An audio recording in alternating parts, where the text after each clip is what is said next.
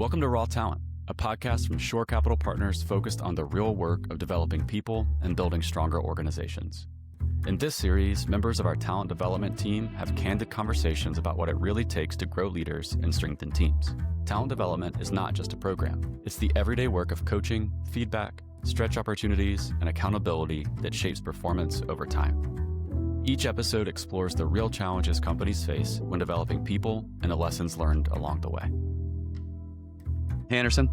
Howdy. Welcome back for the third episode. All right. This is the one we're going to talk about how to make learning stick.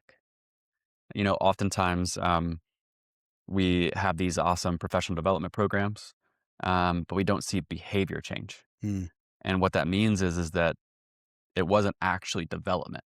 It was just content. Yeah. I should caveat now that as someone who does professional development now as a career, I'm someone who absolutely hates being facilitated. And in fact, in previous career, I was doing similar work like this and I moved away from it because I couldn't stand it. And part of it was that part of the reason it often doesn't stick is that professional development is often somebody standing up there giving you their shtick or their framework. And in the moment and in the abstract, even when you think that's great, you go, oh, wow, that is those 7 steps are brilliant. And then you leave that session and you're like, ooh, the 7 steps. By the time you're at dinner, you remember 3 of them. And then you go back to work the next day and all the stuff you skipped by being away at professional development smacks you in the face. And by noon, you don't remember any of the 7 steps.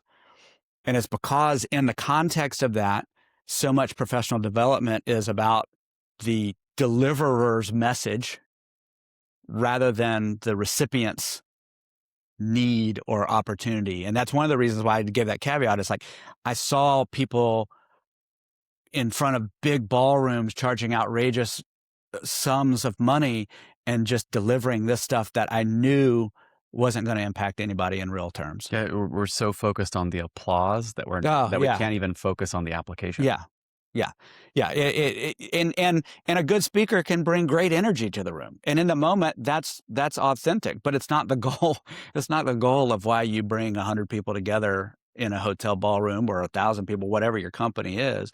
And so you got to be really mindful that if this is about learning, that in that moment, there have to be ties and reflection points and ways of taking, even if it is 7 steps, I'm picking on 7 steps or 6 steps or 5, whatever, my 4-part framework. 3 is my that there's some way in the moment, in the interaction, to get down some reflections and some commitments and some applications because the words are ethereal. Yeah, because the reality is that if I'm in one of these and I feel good in the session, but I don't have the opportunity to really think through, okay, in my specific context, in my business, in my functional area, in the current space where I am and my role and my team is, if I don't get that opportunity to think about how this concept or this theory applies, the reality is that the pressures of my day-to-day work, when I face those pressures, I'm going to immediately get sucked back into whatever my default behaviors were. For sure. And the other side of that is those inspirational, aspirational kinds of things, and then coming back to an environment where you don't have any control of those inspirational and aspirational kinds of things. So you don't know what to do. It's a big conversation about building a healthy culture, but nobody talked to you about how to assess your current culture, or no one taught you how to deal with your current level of conflict, big ideas of happy workplace and all of these kinds of things. But nobody brought that to, you're a manager of a team of 10 and this is the situation. And you didn't have a chance to do that. Yeah. And then you go back to work and nobody else is talking with you about it. Yeah, that's like, even if you do have a strong program that moves from just theory into application and, like context-specific situations, there are still these like workplace forces that erase these newly built habits. Yeah. And some of the ones that come to mind for me are when there isn't a reinforcement function by one's manager or leader, and then this it's not just an absence of, but it's almost, in my experience, I'm speaking from my own experience as well, this like refusal to reflect on my day, reflect on my performance, reflect on my goals. Yeah. Well, and that, going back to the conversation in the previous episode, that's a norm. That's part of learning and growing.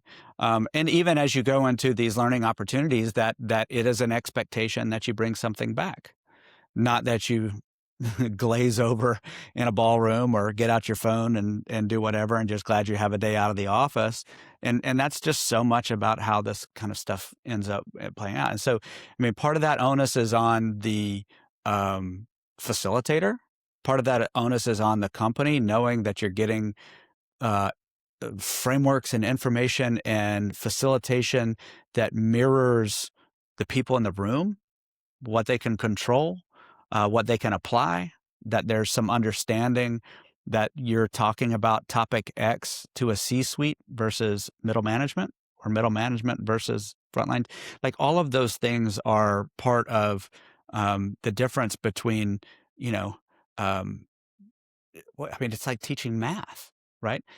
It's hard to learn math without understanding, if your brain works like mine, without understanding how it applies. You're just memorizing things. And if you don't understand how a leadership framework applies, or how a framework for having a difficult conversation applies, then it's kind of the same thing. You're just memorizing. And so it depends on your recall ability to bring that up in the moment. And that's unlikely. Yeah. So what advice would you have for managers on how to reinforce learning on the job? Like, what should a manager be doing a week after Yeah. a professional development session that one of their employees engages in? I mean, I would ask in my one-on-ones, what are you doing differently? Hmm. I mean, again, I hate to sound reductionist, but like, a lot of this stuff is more about intentionality than wisdom.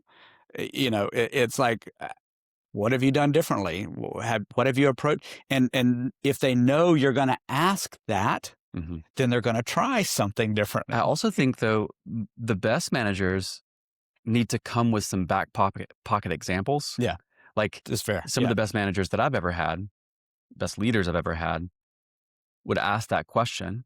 And if I wasn't readily able to say what I'm doing differently, Mm-hmm. they're ready to step in and say, well, I noticed earlier this week, Yeah. you did X. Yeah. In the past, you probably would have done Y. Yeah. What shift happened? Yeah. Like, Yeah. the best leaders do that. Yeah. And to me, again, I'll go back to just the idea of intentionality. That's just naming it. Yeah.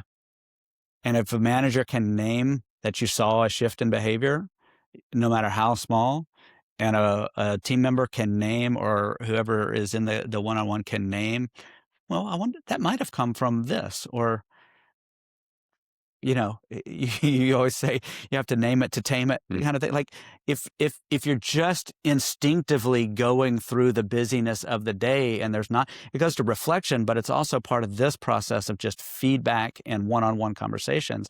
Let's name what that was. If it goes well, let's name what it was. If it triggers something and it goes awry, let's name what that was, so that we can understand it. Yeah. Because that's where learning comes from. Right.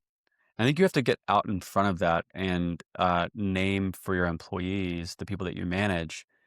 Like, you have to say, a behavior I'm going to be looking for this week is. Yeah. Let's actually take a moment to role play that in this conversation. And I think we shy away from role plays because it feels too fictional or theatrical.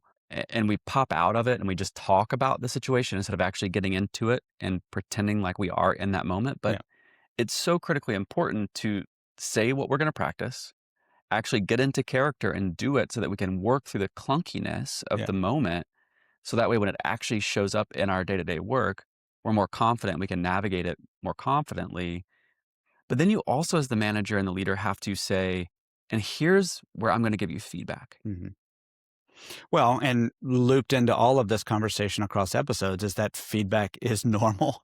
Yeah. And feedback is welcome, and feedback is part of our culture.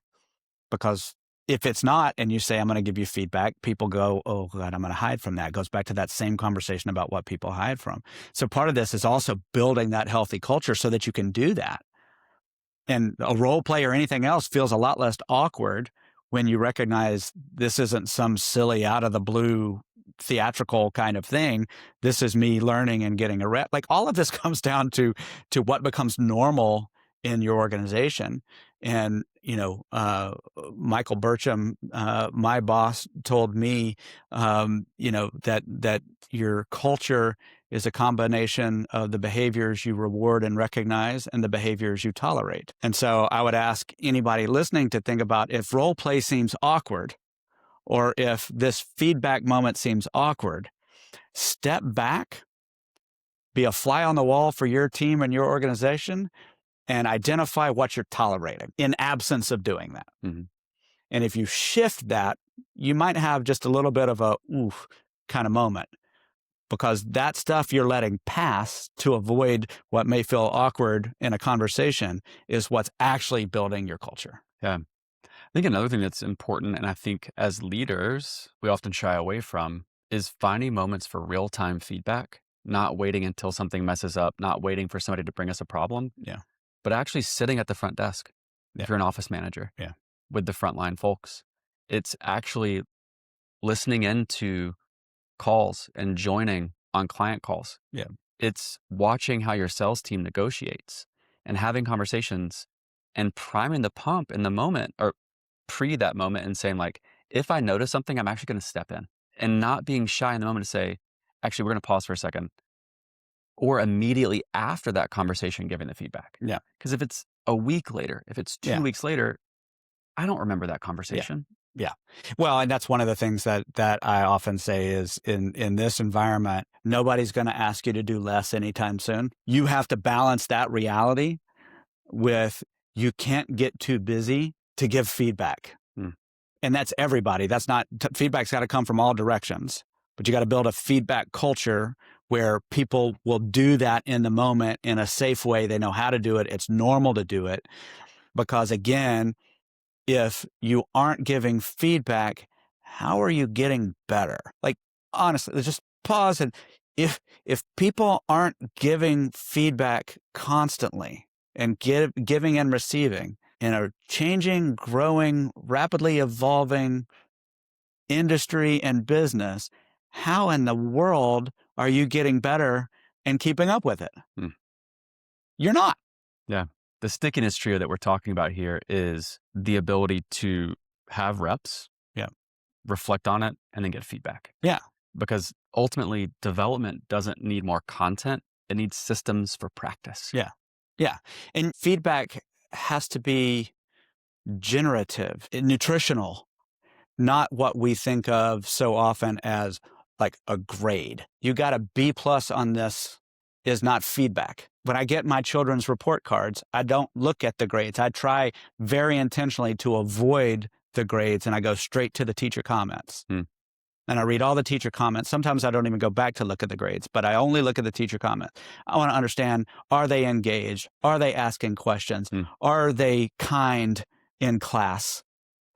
I want to understand what kind of person they're being and evolve. Are they curious? And if my kid is all of those things and they're being their best self and they get a C, then so be it. I would love for them to get an A, but I don't want to see an A and then say your kid doesn't really do this. And the least of my concern is the evaluation. And so we're all wired, because we all went through schooling, that was what feedback looked like. We have to unwire some of that stuff. We have to get okay with talking about the relational stuff, talking about and recognizing good questions, talking about those moments of, I saw you do this, which last week I saw you do the other thing. What was the difference? This was much better. And see that as part of an ongoing conversation rather than a quarterly evaluation or whatever the hell it might be. I love that. All right. I think that covers it for this episode. For the next one, we're going to cover this idea of how do we actually expand and scale professional development without making it one size fits all. Cool. All right. Another good one. If you enjoyed this episode, check out other Raw Talent episodes at www.shorecp.university/podcasts or anywhere you get your podcasts. Here you will find our bigger, stronger, faster, Microcap Moments, and Everyday Heroes series, each highlighting the people and stories that make investing in the lower middle market unique. This podcast was narrated by Jackson Sprayberry, created and produced by Austin Johnson, editing by Podhouse Productions. This podcast is the property of Shore Capital Partners, LLC. None of the content herein is investment advice, an offer of investment advisory services, nor a recommendation or offer relating to any security. See the Terms of Use page on the Shore Capital website for other important information.